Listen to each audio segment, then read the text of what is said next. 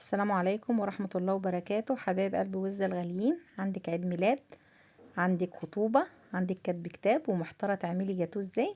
تعالي نعلمك عمايل الجاتوه بطريقة سهلة وبسيطة، ومقادير موجودة عندنا في البيت، وأوفر بكتير من اللي هتشتريه من بره، من غير دقيق سبونج ومن غير بيض كتير، لان انتوا كلكم عارفين ان كيلو الدقيق السبونج بياخد 12 بيضة.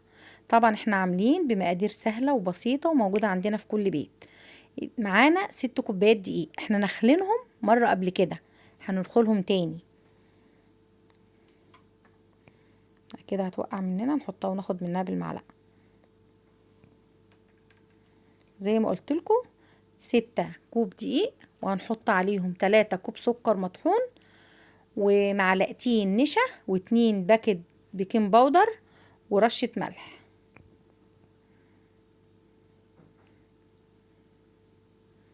ندخل الدقيق واحدة واحدة.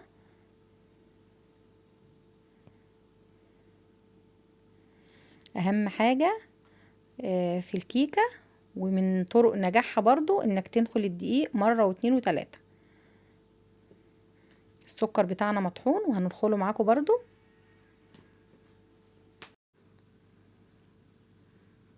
ندخل السكر كويس،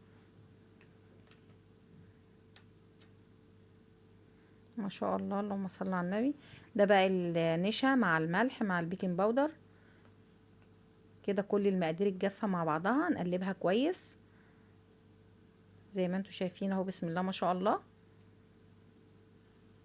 لازم تدخلي الدقيق والسكر والحاجة دي مرة واتنين وتلاتة، احنا كده عملناه 3 مرات عشان الكيكة بتبقى هشة وجميلة وناجحة. هنركن بقى الحاجة الجافة على جنب، وجبنا معانا الست بيضات، 6 زي ما انتوا شايفين. وده كوب عصير برتقال اللي معانا ده بالكوباية المعيارية. وجبنا الخلاط بتاعنا اللي هيقوم معانا ببقية المهمة. حطينا الست بيضات،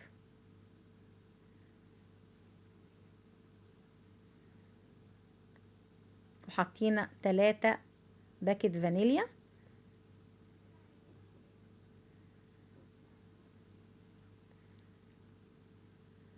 هنشغل الخلاط بتاعنا بقى على البيض ونخفقه لغايه ما القوام كده لونه يتغير معانا ويبقى ابيض.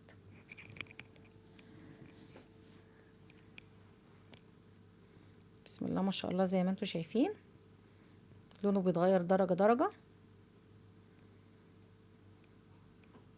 شفتوا لونه افتحها خالص وبقى ابيض ازاي؟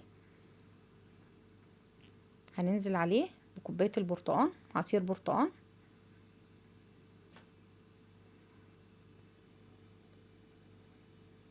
وهنحط معلقتين خل،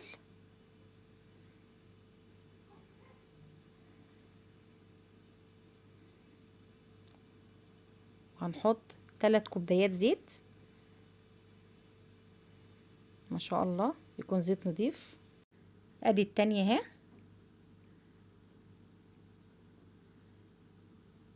تالتة،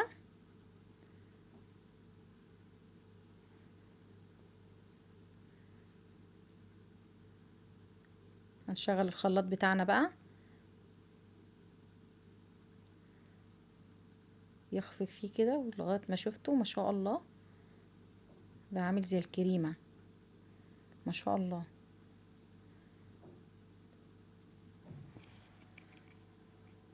هنجيب بقى الدقيق بتاعنا والسكر والنشا والملح وكل حاجه، المواد الجافه، ونجيب معانا المضرب وننزل عليها بالمواد السائله اللي احنا ضربناها في الخلاط.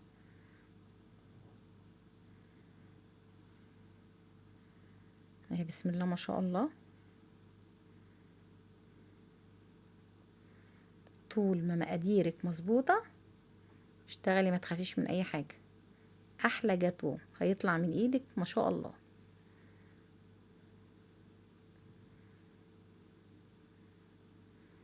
هنجيب 2 كوب لبن مغلي. اللبن مغلي زي ما انتوا شايفين اهو. حد يقول بقى مش عارفه ايه عشان البيض والكلام ده، مفيش الكلام ده خالص. احنا حطينا معاكم اول كوبايه، هنحط كوبايه كمان. بسم الله. طبعا هو المفروض كانوا 3 كوبايات لبن، بس لو انتوا فاكرين في الاول انا حطيت مع البيض كوباية عصير برتقال، عشان الزفارة بقى والخل والبرتقال حاجة بقى ما اقولكوش على جمالها، تمنع الزفارة وتخلي ريحة الحاجة كده جميلة وكويسة. هنقلب الخليط بتاعنا لغاية ما يتجانس مع بعضه. شوفوا القوام بتاع الكيكة، بسم الله ما شاء الله، بيبقى سائل شوية زي ما انتوا شايفين كده. احنا مولعين الفرن يسخن على درجة حرارة 180، وطبعا درجة الحرارة بتختلف من فرن لفرن. بسم الله ما شاء الله، كده بقت كل حاجة تمام زي ما انتوا شايفين. احنا عايزين بقى نعمل نصها بني ونصها ابيض. جبنا بولة عشان هنقسم نص الخليط على نصين، هنعمل نص بالشوكولاتة ونص ابيض. النص اللي بالشوكولاتة حطينا له ده نص كوباية كاكاو خام ماليزي او اسباني، ممكن تحطيه فاتح ممكن تحطيه دارك اللي يريحك واللي انت عايزاه. احنا طبعا نخلاه بالمصفى، والكتل دي هنعملها بالمعلقة كده. كل حاجة لازم ننخلها زي ما قلت لكم، من نجاح الكيكة او الجاتو او اي حاجة لازم تنخلي الدقيق مرة واتنين وتلاتة. طبعا هتقولولي طب ما هو كده القوام هيتقل يا وزة، هقول لكم اصبروا عليا شوية. ما هي نفس الكوباية اللي احنا حاطين بيها الكاكاو هنملاها مية مغلية، بس هقلب معاكم الكاكاو على الخليط، هوريكم ازاي هيبقى تقيل وازاي هنظبط الدنيا وتبقى كلها ايه، مخلوطة مع بعضها، المية مع الكاكاو مع الخليط. بسم الله ما شاء الله.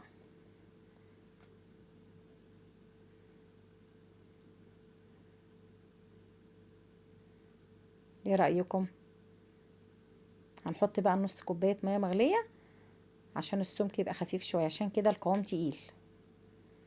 مية مغلية، يبقى احنا كده حطينا مية مغلية وحطينا لبن مغلي، مفيش اي حاجة سخنة بتبوظ لا خليط جاتوه ولا خليط كيكة ولا خليط اي حاجة. بسم الله ما شاء الله.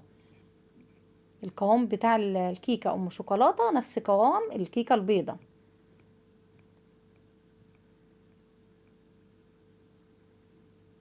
كل حاجة قدامكم مية مية. جبنا الصينية بتاعتنا ودهناها زيت وبدرناها بالدقيق. الصينية دي 30 في 40. هننزل بالخليط ده وده في مرة واحدة عشان هنحطه في صينية واحدة، يبقى النص ابيض والنص شوكولاتة. ما شاء الله. بس على ما اعتقد كده الشوكولاتة جت اكتر من الابيض، مفيش مشكلة. طبعا هبدنا الصينية بتاعتنا على الرخامة وطلعنا منها الفراغات وحطيناها، قعدت حوالي 45 دقيقة في الفرن. طلعناها حطينا السكينة فيها زي ما انتوا شايفين، طلعت نضيفة وجميلة زي ما انتوا شايفين كده. هتسيبها تبرد معانا وترتاح خالص، بس احنا هنغطيها بس لما تبرد شوية. شفتوا بتتهز معانا ازاي؟ ما شاء الله ما شاء الله، طالعة ناجحة ومية مية. هنغطيها بقى بالفوطة بتاعتنا تهدى معانا خالص كده على ما نعمل صوص الشوكولاتة اللي هو المروار اللي احنا هنزوق بيه الشوكولاتة، الكيكة ام شوكولاتة. جبنا معانا بولة وحطينا فيها معلقة جيلاتين، وهنحط عليها معلقتين مية، المفروض مية باردة، انا حطيتها سخنة بس لا يعني احنا وانتوا بتعملوا حطيها مية باردة. اهو يا حبايب قلبي بنقلبه معلقة الجيلاتين اللي احنا حطيناها. بسم الله ما شاء الله. هنركنها معانا تبرد. هنجيب بقى كوباية سكر وهنحط عليها كوباية مية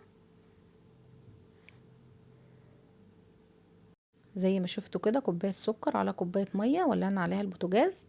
دي مكونات المروار. حطينا معاكم معلقة عسل كلوكوز، دي اللي بتظبط القوام وبتخلي شكله بيلمع كده وجميل، متخليهوش يسكر ما شاء الله.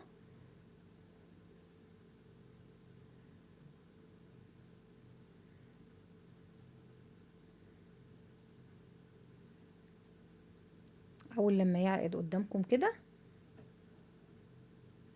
هننزل عليه. دي كوبايه الا ربع شوكولاته، احنا بشرينها كوب الا ربع شوكولاته مبشوره، ودول معلقتين كاكاو. لو كوبايه الشوكولاته كانت كامله ما كناش هنحط كاكاو، بس هي ما كانتش كامله فزودنا معلقتين الكاكاو اللي انتوا شايفينهم دول. زي ما قلت لكم كاكاو خام اسباني او ماليزي، واللي تحبوه يعني تحطوه. هنقلبهم كويس مع بعض، وهننزل بقى ايه بمعلقه الجيلاتين بتاعتنا اللي احنا ايه دوبناها في معلقتين ميه. بس زي ما قلت لكم بعد كده ان شاء الله نعملها في ميه ساقعه مش سخنه. اهي بسم الله ما شاء الله. هننزل بقى ونقلب كله في بعضه كده لغايه ايه ما القوام يتظبط ويبقى مية مية. اهو بسم الله ما شاء الله.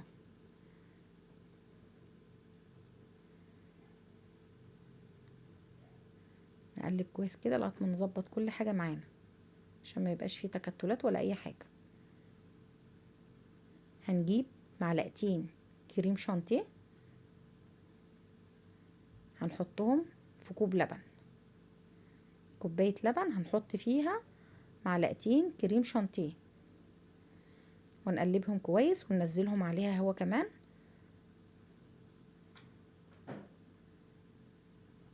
ونقلب كويس برضو.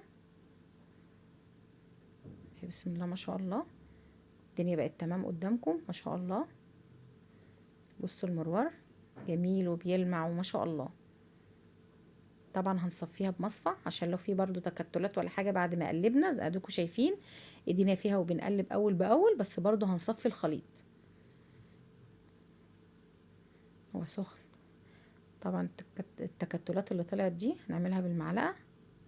خلاص كده كده الدنيا معانا تمام. هنركنه يبرد. هنقلب الكيكه بتاعت الجاتو بتاعنا على الرخامه ونقشره بالسكينه، ونجيب بقى المنشار بتاعنا ده على اخر حاجه، وهنقطعها. هنقطعها لثلاث قطع عشان هنعملها 3 طبقات. هنحشيها كريمه كده وتبقى معانا ايه 3 طبقات ما شاء الله. كل حاجه هتشوفوها قدام عينيكم اهي. بالمنشار بتاعنا بقى واحده واحده. بسم الله ما شاء الله. اللهم صل على النبي. لازم دي تكون على الارض كده على الرخامه ما شاء الله. ماشي تمام معانا.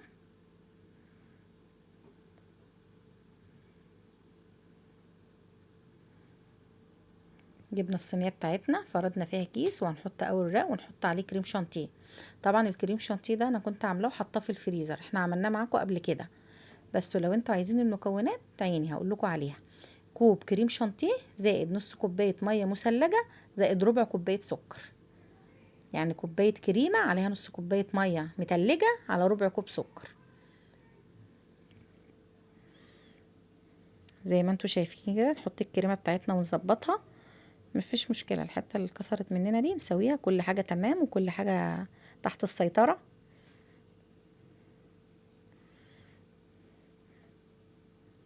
جبنا بقى معلقه المروار صوص من الشوكولاته، وحطيناهم على الكريم شانتيه ده ادته لون ايه زي ما انتوا شايفين كده كاكاوي سنه. انتي تقدري تشتغلي كده تفنني وتعملي كل حاجه من ايديك الحلوه دي. شغلي دماغك كده وتفنني في كل حاجه. حاجه جميله وسهله وبسيطه ونعملها بايدينا. نظافه وتكلفه سهله ما شاء الله يعني.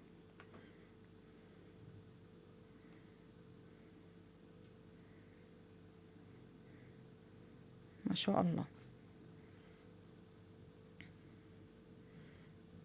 ده كده معانا اخر حاجه. هندهن وشها كويس. اهي بسم الله ما شاء الله.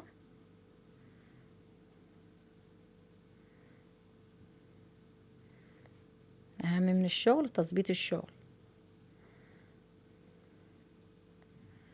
اللهم صل على النبي.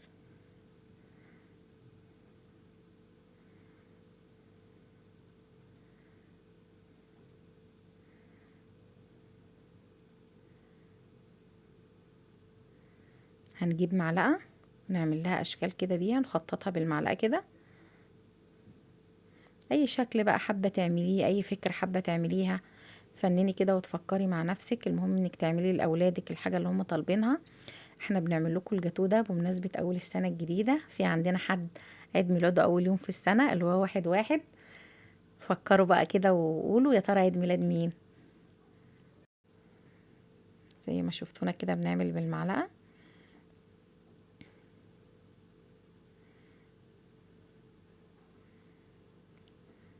هنحط عليها بقى الشوكولاته اللي عملناها. بسم الله ما شاء الله.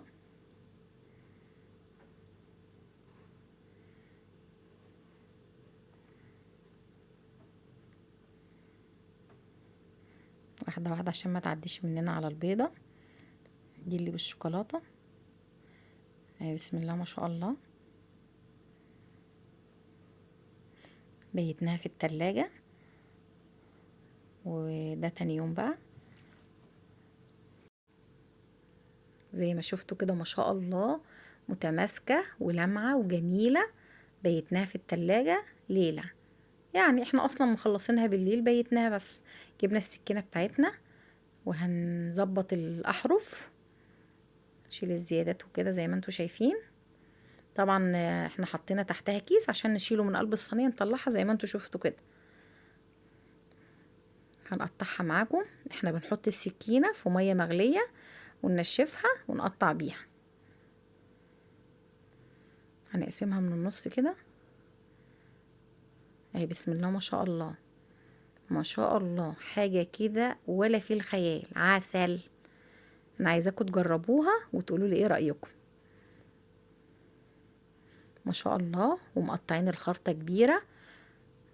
الخرطة دي في المحلات بتعمل 30 جنيه و35 جنيه، وكده انت وفرتي ودبرتي وعملت حاجة نظيفة بايديكي لولادك. وزي ما قلت لكم، عندكم شبكة، عندكم كتب كتاب، عندكم عيد ميلاد، تقدري تعملي كل اللي انت عايزاه.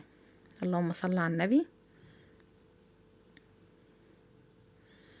ده رحنا عند محل مستلزم الحلويات، جبنا توت بري زي ما انتوا شايفين، اي حاجة بقى انتوا عايزينها واي اشكال. قطعنا برضو معاكم البيضة بالشوكولاتة. هنزوق بقى اي حاجة انت عايزة تجيبيها تزوقي بيها، ما براحتك انتي اهي. بسم الله ما شاء الله. وهنجيب لولي نحطه عليها برضو. عايزة اقولك هو من الاخر كده حاجة عسل. بسم الله ما شاء الله. عايزينكم بقى لو الوصفة بتاعتنا عجبتكم، اللايك والشير والاشتراك في القناة عشان يوصل لكم اي جديد. وبسم الله ما شاء الله هتعجبكم هتعجبكم. بس جربوا كده واعملوا وامشوا على المقادير مظبوطة، وهيطلع من تحت ايديكوا احلى حاجة. بصوا الحلاوة والجمال، والطعم اجمل واحلى من الشكل مليون مرة.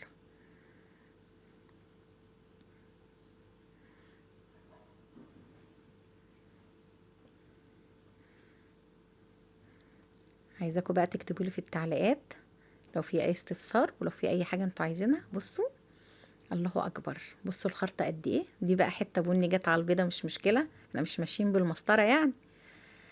اهي بسم الله ما شاء الله، مفيش حاجة تعقد ولا في حاجة صعبة. الله اكبر. بصوا جميلة، دستتين جاتوه باسهل طريقة، ما خدوش حاجة. ما شاء الله، حاجة جميلة. بصوا ايه الحلاوة دي، ايه الجمال ده. 3 طبقات زي ما انتوا شايفين، وادي البيضة جميلة اهي. الحاجة بتتكلم عن نفسها. وبألف هنا وشفا يا حبايب قلبي.